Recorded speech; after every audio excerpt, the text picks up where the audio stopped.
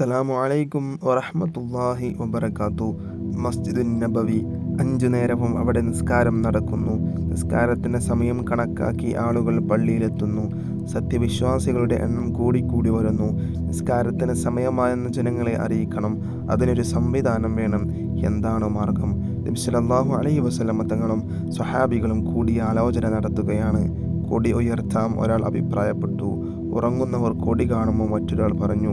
ആ അഭിപ്രായം തള്ളിപ്പോയി. അറബിക്കിടയിൽ സന്ദേശം കൈമാറാൻ അങ്ങനെ ഒരു സമ്പ്രദായം നിലവിലുണ്ടായിരുന്നു. നിസ്കാര സമയം അറിയിക്കാൻ കൂടി പ്രായോഗികമല്ല. തീ കത്തിക്കാം ഒരാൾ അഭിപ്രായപ്പെട്ടു. സന്ദേശങ്ങൾ കൈമാറാൻ വേണ്ടി കുന്നിൻ മുകളിൽ തീ കത്തിക്കുന്ന സമ്പ്രദായം അന്ന് നിലവിലുണ്ടായിരുന്നില്ല. നിസ്കാര സമയം അറിയിക്കുന്നതിന് അതും അപര്യാപ്തം തന്നെ. ആ അഭിപ്രായവും തള്ളിപ്പോയി. കുഴൽ വിളിക്കാം മറ്റൊരാളുടെ അഭിപ്രായം. ജൂതന്മാരുടെ സമ്പ്രദായമാണത്. അത് പിൻപറ്റുന്നത് ഉചിതമല്ല. ആ അഭിപ്രായം സ്വീകാര്യമല്ല. മണിയടിക്കാം ഒരാൾ അഭിപ്രായപ്പെട്ടു. അത് ക്രൈസ്തവരുടെ ആചാരമാണ്.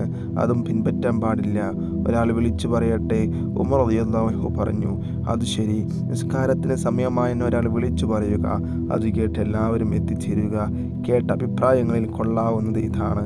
അബ്ദുല്ലാഹ് ഇബ്നു സയ്യിദ് അൽ അൻസാരി റളിയല്ലാഹു അൻഹു പ്രസിദ്ധനായ സ്വഹാബിവര്യനാണ്. നിസ്കാര സമയമായെന്ന് വിളിച്ച് പറയാനുള്ള ജോലി ആ സ്വഹാബിയെ ഏൽപ്പിച്ചു. നിസ്കാരത്തിന് സമയമാകുമ്പോൾ അദ്ദേഹം ഉറക്കെ വിളിച്ചു പറയും. ആളുകൾ അത് കേട്ട് ആവേശത്തോടെ പള്ളിയിലേക്ക് വരും. അന്ന് രാത്രി അബ്ദുല്ലാഹ് ഇബ്നു സയ്യിദ് അൻസാരി റളിയല്ലാഹു അൻഹു ഒരു സ്വപ്നം കണ്ടു. ഒരാൾ നാഗൂസുമായി നടന്നു വരുന്നു. ക്രിസ്ത്യാനികൾ പ്രാർത്ഥന സമയമാവുമ്പോൾ മുട്ടി അറിയിക്കുന്ന വസ്തുവാണ് നാഗൂസ്. ആ നാഗൂസ് എനിക്ക് തരുമോ അള്ളാഹുവിൻ്റെ ദാസ? അബ്ദുള്ള ചോദിച്ചു. ഇത് കണ്ട് നിങ്ങൾ എന്ത് ചെയ്യും? അയാളുടെ മറുപടി ചോദ്യം. നിസ്കാര സമയമാകുമ്പോൾ ഇത് മുട്ടി ജനങ്ങളെ അറിയിക്കാം അബ്ദുള്ള. അപ്പോൾ അദ്ദേഹം ഇങ്ങനെ പറഞ്ഞു, ഇതിനേക്കാൾ ഗുണമായത് ഞാൻ നിങ്ങൾക്ക് പഠിപ്പിച്ചു തന്നാലും. അദ്ദേഹം ബാങ്കിൻ്റെ വചനങ്ങൾ പഠിപ്പിച്ചു കൊടുത്തു. അടുത്ത പ്രഭാതത്തിൽ വളരെ സന്തോഷത്തോടെയാണ് അബ്ദുല്ലാഹി ഇബ്നു സയ്യിദ് അൽ അൻസാരി റളിയല്ലാഹു അൻഹു ഉണർന്നത്. അതിവേഗം നബി സല്ലല്ലാഹു അലൈഹി വസല്ലം തങ്ങളുടെ സമീപത്തെത്തി. എന്നിട്ട് സ്വപ്നത്തിൻ്റെ വിവരം പറഞ്ഞു. ബാങ്കിൻ്റെ വചനങ്ങൾ പറഞ്ഞു കൊടുത്തു. തീർച്ചയായും ഇത് സത്യമായ സ്വപ്നം തന്നെ. ഇനി ഇത് വിളിച്ചറിയിച്ചാൽ മതി. നബി സല്ലല്ലാഹു അലൈഹി വസല്ലം തങ്ങൾ പറഞ്ഞു. അബ്ദുള്ള ഈ വാചകങ്ങൾ ബിലാലിന് പഠിപ്പിച്ചു കൊടുത്തു. ബിലാൽ ഇബ്നു റബാഹ് റളിയല്ലാഹു അൻഹു നിങ്ങളെക്കാൾ ശബ്ദമുണ്ട്. ബിലാൽ റളിയല്ലാഹു അൻഹു സുന്ദരമായ ശബ്ദത്തിൻ്റെ ഉടമയാകുന്നു.